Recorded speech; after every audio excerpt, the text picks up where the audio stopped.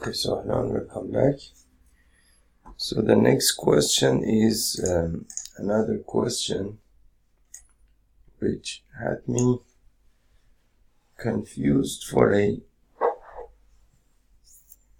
while, and well, but finally I managed to solve the problem.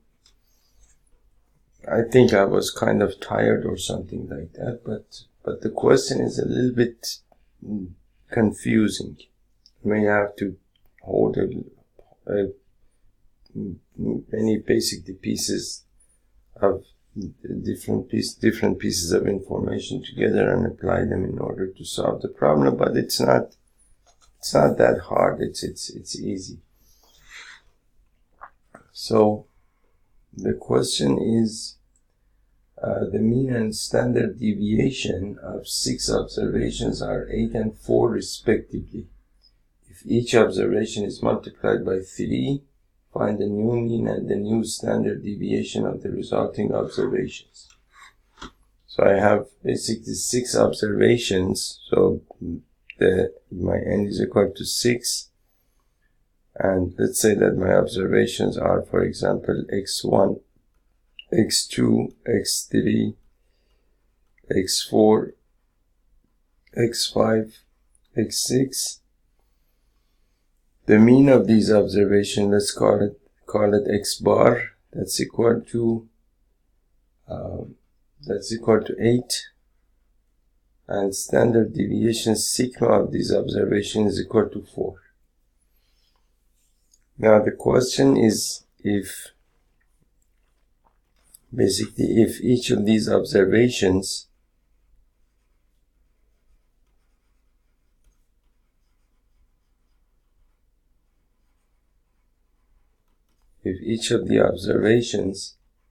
is multiplied by 3, then you want to find the new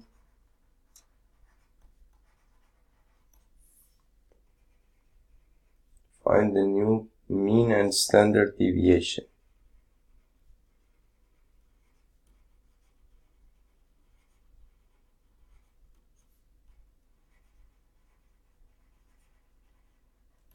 Okay, so now there is some type of problem that you can solve systematically. This is not that type of problem. This type of problem has to be solved, well, not systematically. You have to calculate something here, leave it there, and then come back and grab it.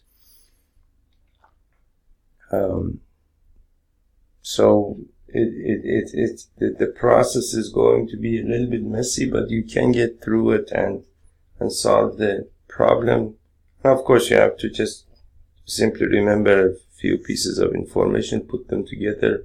It's like a puzzle, and then you can solve the problem. So first of all,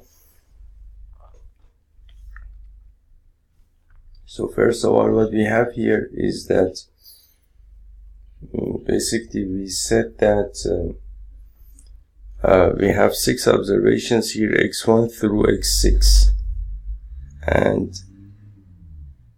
and the mean of those observations is 8.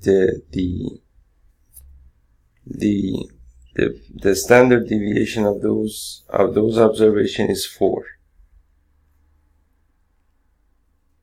So now what I can do in order to solve the problem is that now the new mean the new mean of the data is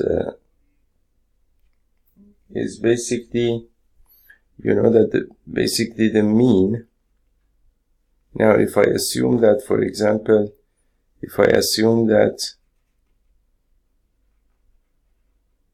that each observation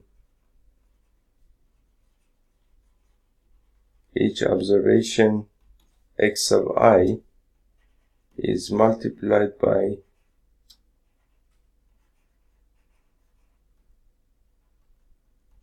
is multiplied by 3 to give each new observation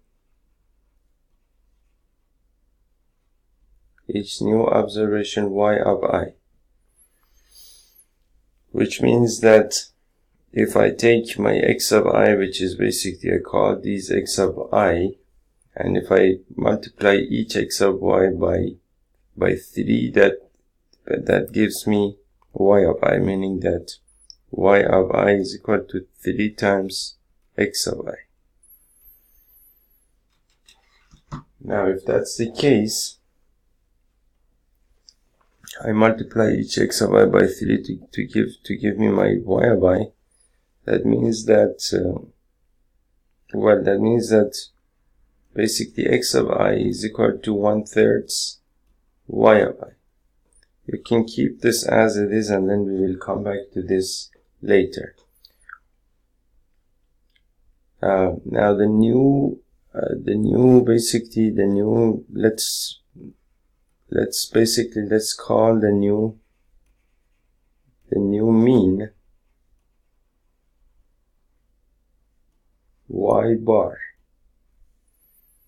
and therefore y bar is equal to sigma y of I.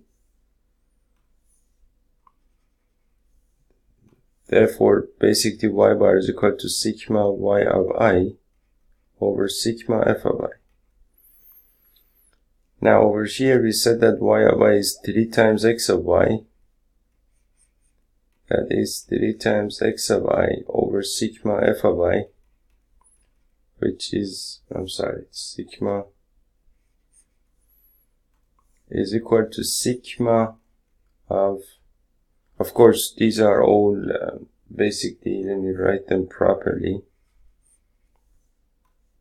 because when you write something you have to do it right. So if I call the new mean basically y bar, that's going to be sigma y of I over sigma f of I over here as I goes from 1 to 6, and over here as I goes from 1 to 6. And I goes from 1 to 6 because over here we have only 6 observations. These are not part of this problem. So over here, basically x of I goes from 1 to 6.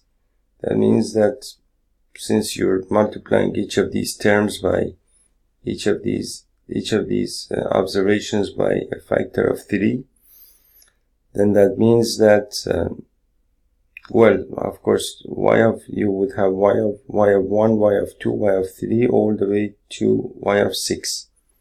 So over here you can write y bar is equal to sigma y of I over sigma f of I as I goes from 1 to 6. And y of I we calculated to be 3 times x of I. So I can write this over here as sigma of 3 times x of I over sigma of f of I as I goes from 1 to 6, as I goes from 1 to 6.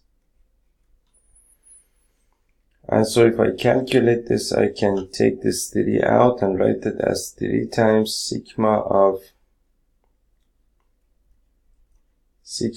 x of I as I goes from 1 to 6 over sigma of f of I as I goes from 1 to 6.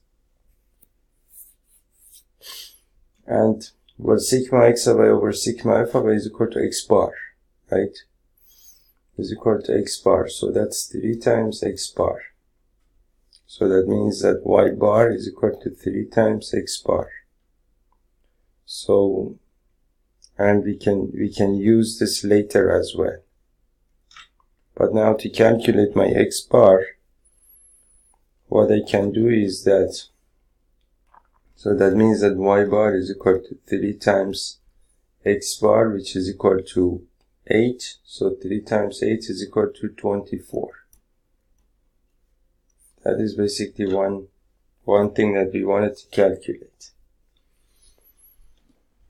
Now the new standard variation, standard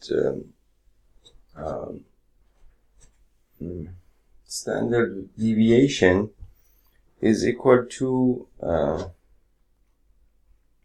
the new standard deviation is equal to, so let's call this, for example, let's call this standard deviation sigma of 1, and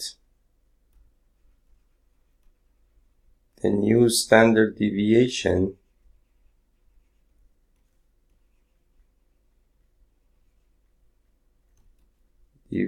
sigma of 2. If I call this sigma of 2,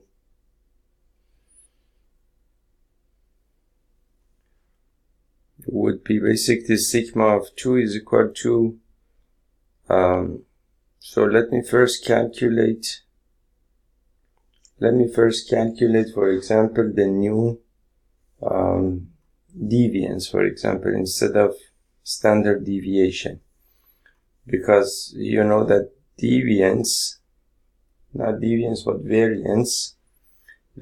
is sigma squared.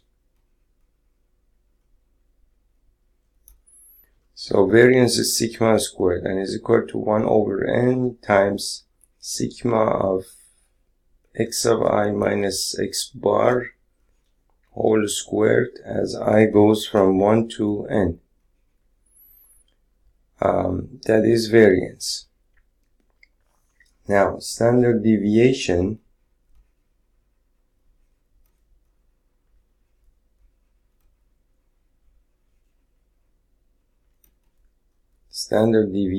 or sigma is basically just taking the square root of this expression, which is the square root of 1 over n sigma of x of I minus x bar whole squared as I goes from 1 to n.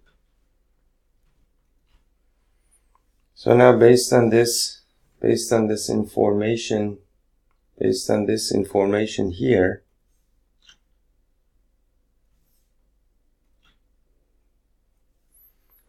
so now let's calculate the new variance, and then as you can see, if you have your variance, then you can take the square root of that, and then based on that you can calculate the new standard deviation.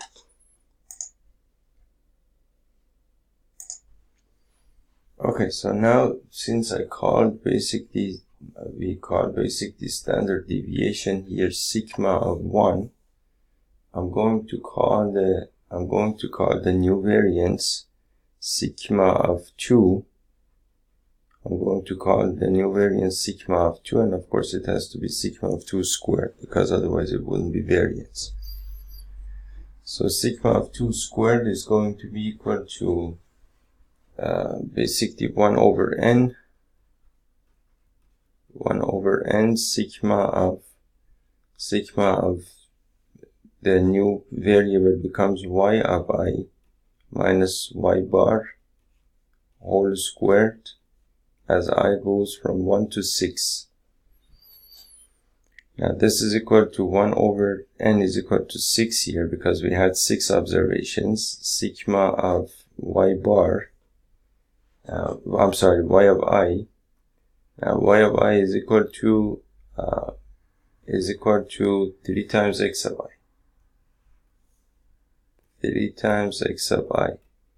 And y bar is equal to 3 times, over here, 3 times x bar. 3 times x bar whole squared as I goes from 1 to 6. So now if I expand this,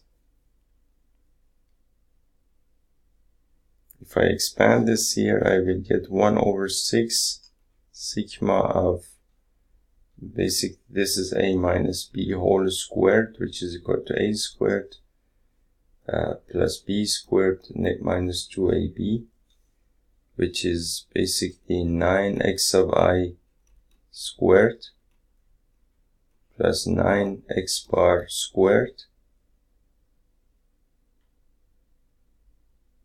and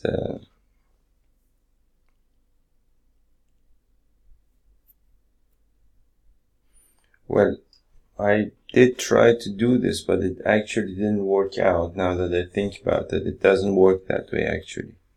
So what you need to do is write it as 3 times x sub I minus 3 times x bar.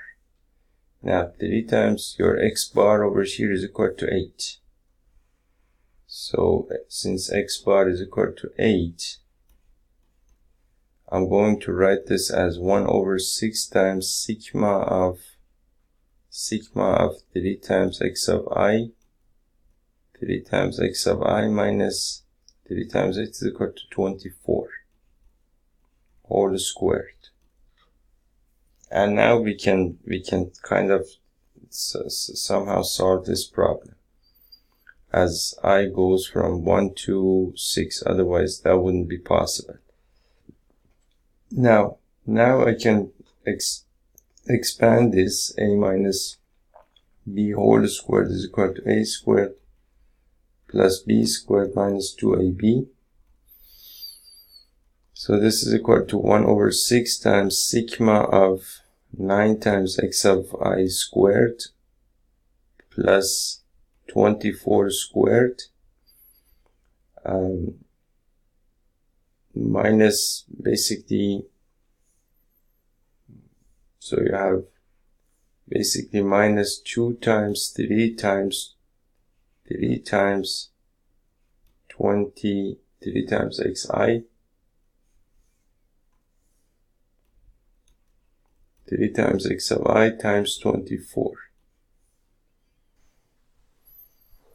Okay, so now, so you have negative, basically you have negative 2 times, negative 2 times 3 times x sub I times 24, which is equal to basically 6 times 24, 6 times 24,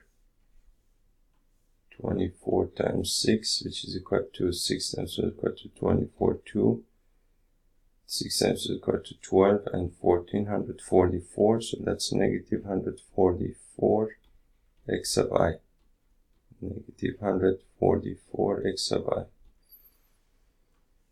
And this basically sigma of this as I goes from 1 to 6.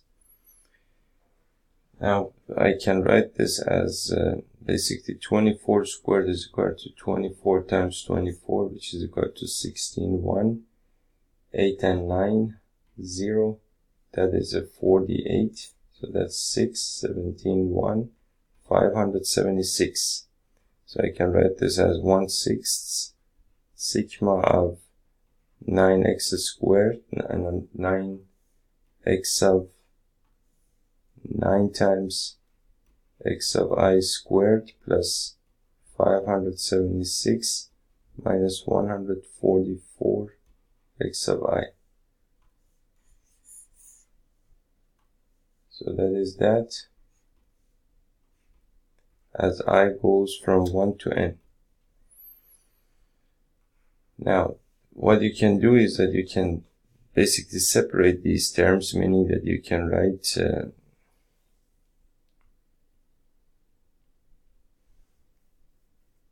meaning that you can write 1/6 times sigma of basically sigma of 9x sub I squared, which you can write as basically this would be sigma of 9 times x sub I squared, which is the same thing as 9 sigma of x sub I squared.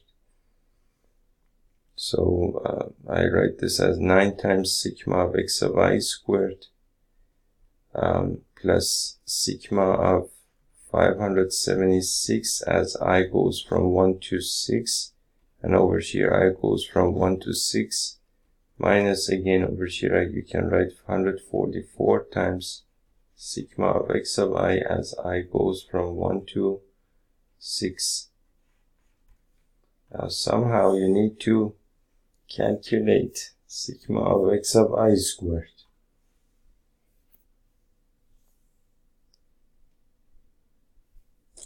You need to calculate sigma of x sub I squared. Sigma of x sub I you can calculate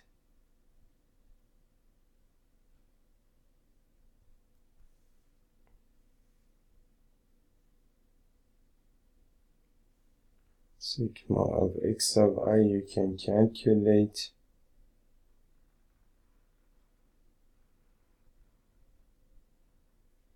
I remember I somehow calculated sigma of x sub I squared. Well, let's see. If you have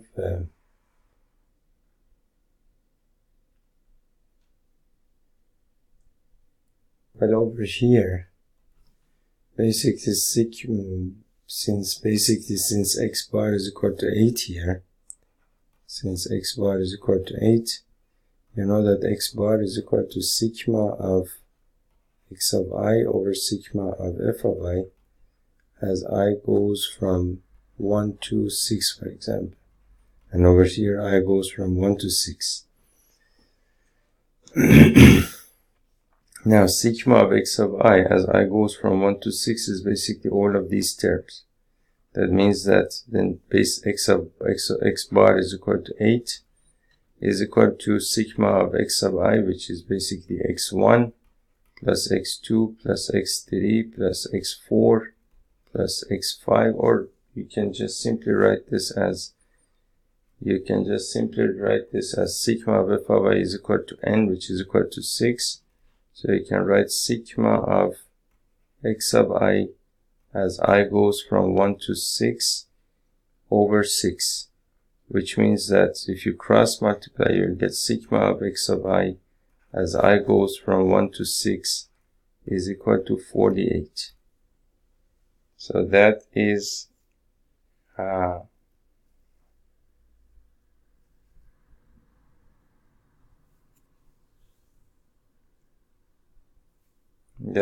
something that you can do, right? So sigma of x sub I is equal, as I goes from 1 to 6 is equal to 48. This part is equal to 48. So you can, so sigma of x sub I as I goes from 1 to 6 is equal to 48.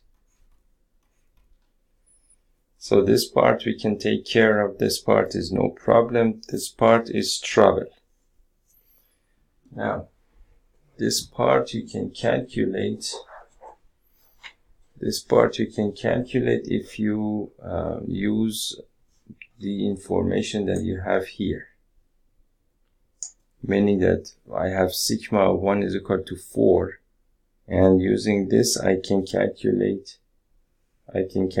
basically this part, put it over here and calculate the rest of this. So let me basically find some space over here and we will continue the rest of this.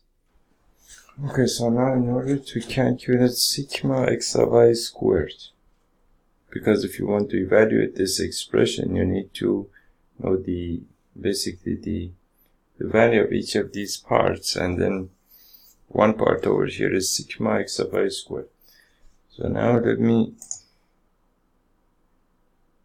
what is this, paint? So now in order to calculate sigma x sub I squared, so over here we said that sigma 1 was equal to 4. And so what that means is that basically sigma 1, if I raise both sides of this equation to the second power, I'll get sigma 1 squared is equal to 16. And this is basically, this is variance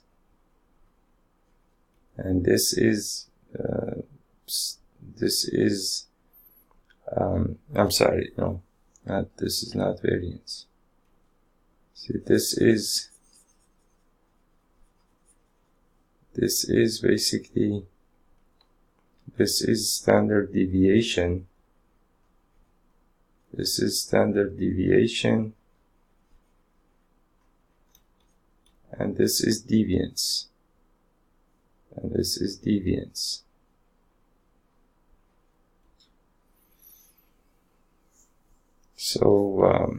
So now the formula for deviance is basically, as you know, is basically sigma squared is equal to 1 over n times sigma of x sub I minus x bar whole squared as I goes from 1 to n. So now over here, I can, for our particular situation, I can write sigma of 1 squared is equal to 1 over 6 times sigma of, and I know my x bar is equal to 8, so x sub I minus 8 whole squared as I goes from 1 to n. And I know that sigma 1 squared is equal to 16. That is equal to 16. So that means that then basically 16 is equal to 1 over 6 times sigma of x of I minus 8 raised to the second power as I goes from 1 to n. If I multiply both sides of this equation by 6, to get rid of the 6 here, I get 60 and 96. 96 is equal to sigma of x of I minus 8 whole raised to the second power as I goes from 1 to n. And then now I can basically expand this equation. I can write it as 96 is equal to sigma of x of I squared plus 64 minus 16 times x of I as I goes from 1 to n, and so of course I can write this as basically sigma of x of I squared as I goes from 1 to n plus sigma of 64 as I goes from 1 to, of course not to n, but to basically to 6, of course. This is all 6. Goes from 1 to 6, 1 to 6, and 1 to 6. And again, sigma of 64 as I goes from 1 to 6 minus 16 times sigma of x of I as I goes from 1 to 6. And that's equal to 96. Now I don't know the value of sigma of x of I squared, so I write this as 96 is equal to sigma of x of I squared as I goes from 1 to 6. Sigma of 64 as I goes from 1 to 6 is the same thing as 64 times 6. 64 times 6. And then you have 16 times sigma of x of I as I goes from 1 to 6, and that's equal to sigma of x of I as I goes from 1 to 6 is equal to 48. So this is equal to 16 times 48. 16 times 48. Now I need to do some calculation here. So that means that basically sigma of x of I squared as I goes from 1 to 6 is equal to 96 minus 64 times 6 plus 16 times 48. Let me do this calculation here. I can do this calculation here. Okay, so let me erase these.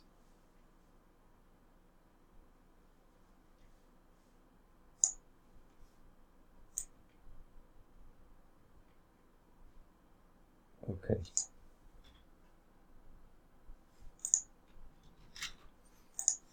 Okay, so then over here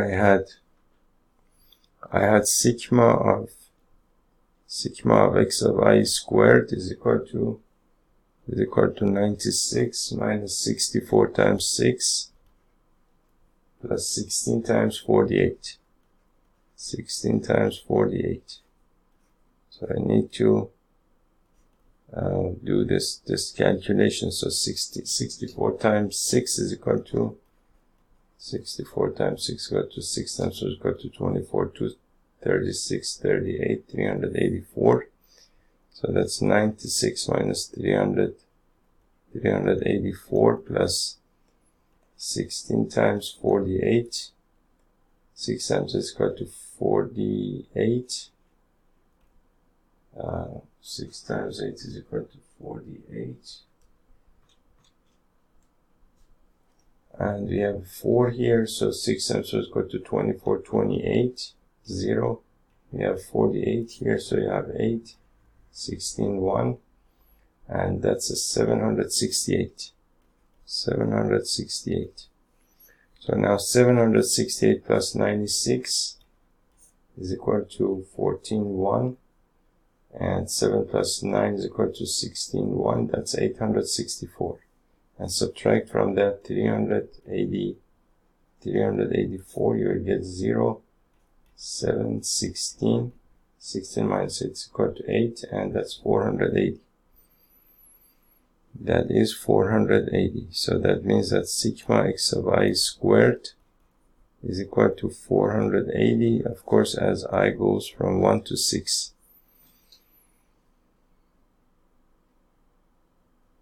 So, write this properly. 480. So that means that sigma of x of I squared as I goes from 1 to 6 is equal to 480. That is one more thing that we can use. So now I can take this down here, and basically sigma of x of I squared as I goes from 1 to 6 is equal to 480. So that's the same thing as 1/6 times 9 times 480 plus sigma of 576 as I goes from 1 to 6 is equal to 576 times 6. And sigma of x of I as I goes from 1 to 6 is equal to 48. So that's 144 times 48. And remember that this is sigma of 2 squared. This is sigma of 2 squared. That means that this is not standard deviation but variance. Okay. So to do this calculation, let's do it over here. 48 10 times 9. 9 times it's equal to 72. 7. 36 plus 7 is equal to 43, 432, and 0 over here. So 9 times 480 is equal to 4320. 576 times 6 times is equal to 36, 3, 42, 45, 4, 30, 34. That's plus 3, 4, 5, 6. And subtract from that Subtract from that 144 times 48. That's 8 times 4 is equal to 32, 3. 32, 35, 3. 8 plus 1 is equal to 11. 0. 4 times 4 is equal to 16, 1. 17, 1. And 5. That's a 2. That's a 9. That's an 8. That's a 6. So 144 times 48 is equal to 6892. And 1/6 of that is our variance. Is equal to sigma of 2 squared. So if I add these two numbers together, 4320, 3456, that's a 6, that's a 7, that's a 7, that's a 7, and subtract from that 6892, we'll get 6 minus 2 is equal to 4, and then you have a 6 here, 17, 16, and 17, 8, 60 minus 8 is equal to 8, 888. This is 1/6 times 884. 884, and that is, and then 884 divided by 6. 1 times 6 is equal to 6, 28.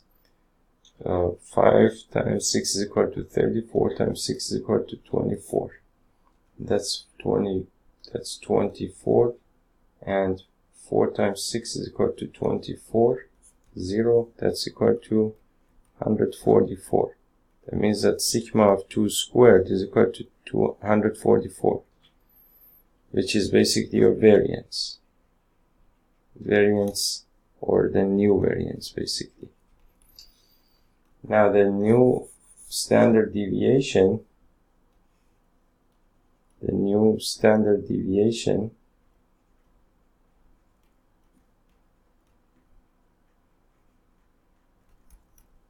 is equal to the square root of 144, which is equal to 12, which is equal to sigma of 2. So sigma of 2 is equal to 12. Now, believe it or not, I worked on this problem for several hours until I could solve it. Meaning that if you can't do something for the first time, never ever get discouraged. If you have to do it, and if you want to do it, there is always some way to do it. Either you're tired, you have to take some time off and do something else, unwind your mind, or do something basically, and then come back, and you will always be able to do it. But getting discouraged or disappointed is not logical. It's not right. It doesn't make any sense, really.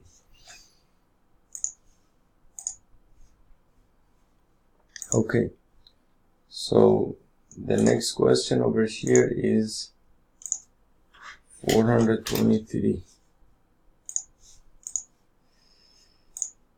The next question is question number 4, which is given that x bar is the mean and sigma squared is the variance of n observations. Prove that the mean and the variance of the observations are a x bar and a squared sigma squared respectively. Okay, that's a good question. Okay, so now the next question that we have is given that x bar is the mean. So we have x bar is the mean, that is the mean, and sigma squared is the variance, of n observations.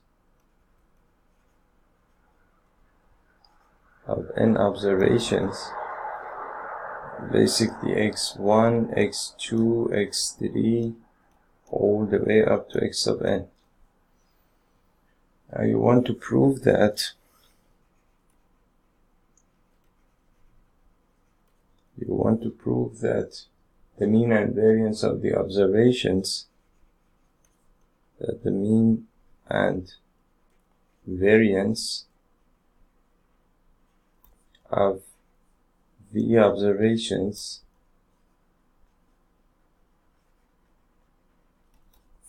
A times x1, A times x2, A times x3, A times x4, all the way up to A times x of n are basically A times x bar and A squared times sigma squared respectively. So this becomes the new mean, and this becomes the new variance. And of course, well, A is not equal to 0, because if A was 0, then these observations would go to 0. So now, in order to prove this, we need to find some way to solve this problem. And well, let's let the new observations be, for example, let's see how we can solve it. So now, let the new observations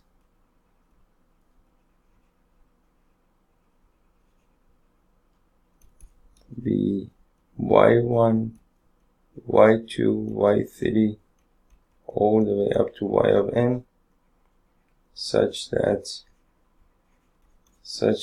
y of I is equal to A times x of I.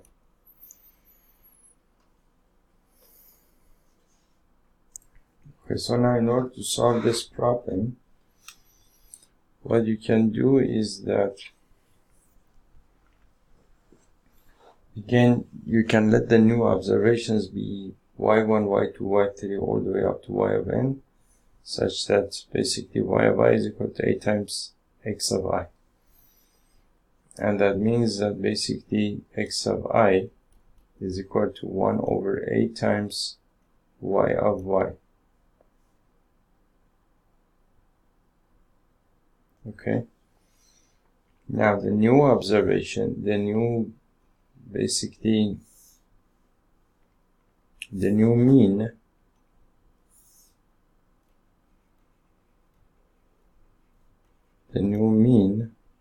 is y bar, which is equal to sigma y of I over sigma f of I, which is equal to y of I we said is equal to sigma, basically y of I we said was equal to A of sigma A of I,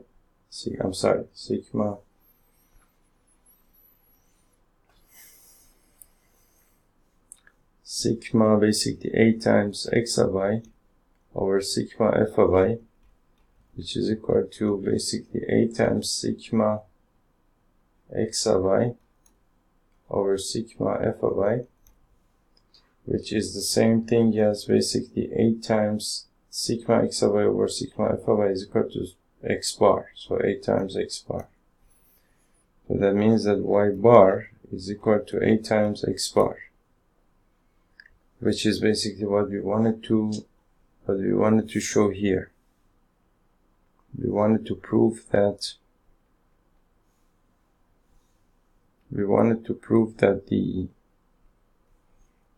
the new mean is basically A times x bar, which we have shown here, and also we wanted to show that the new variance is A squared times sigma squared, right? Now, in order to show that the new variance is A squared times sigma squared, so you know that variance or sigma squared is equal to 1 over n sigma of sigma of basically 1 over, I'm sorry, sigma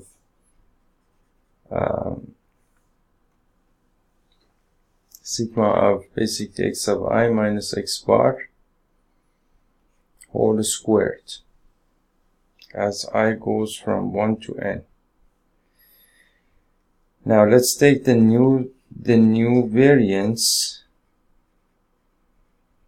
The new variance, I take it as sigma, it's not sigma, let's take it as sigma sigma of 2 squared, right? And that is over here basically, since the variable is supposed to be a y, so that's 1 over n sigma of y of I minus y bar whole squared as I goes from 1 to n. As I goes from 1 to n. Now I know that y of I is equal to a times x of I. So this is equal to 1 over n sigma of basically y of I, which is a times x of I, minus y bar is equal to a times x bar as I goes from 1 to n whole squared. And you know that basically if you raise this to the second power, you know that it's equal to 1 over n. For example, sigma of I goes from 1 to n of a squared x of I squared plus a squared x bar squared minus 2 times x squared x of I x of bar x of I x bar x of I x bar, which is the same thing as 1 over n sigma of, if I take a squared out, I take x of I squared plus x bar squared minus 2 times x of I x bar as I goes from 1 to n, which is equal to 1 over n sigma of I is equal to 1 to n, and I can take this a squared out, write it over here, a squared, and x squared minus x squared plus x bar squared minus 2 times xy x bar is equal to x of I minus x bar whole squared. Now you know that, and I can write this as basically a squared times 1 over n sigma of I is equal to 1 to n of x of I minus x bar whole squared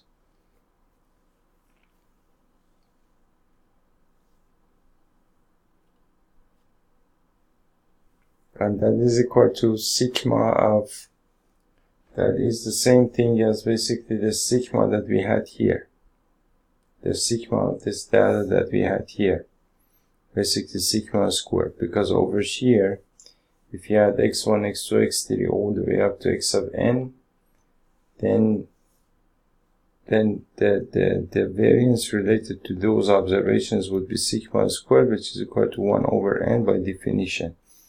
Sigma of basically x of I minus x bar whole squared as I goes from 1 to n, which is basically this thing over here. So I can write this as a squared, and I can write this thing over here as sigma of, I can write this thing over here as sigma of 1 squared. This is the variance related to the first observations.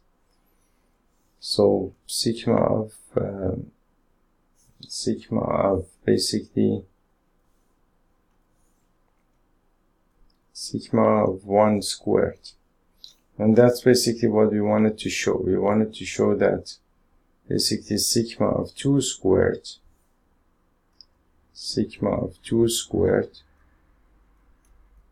is equal to a squared times sigma of 1 squared if every observation is multiplied by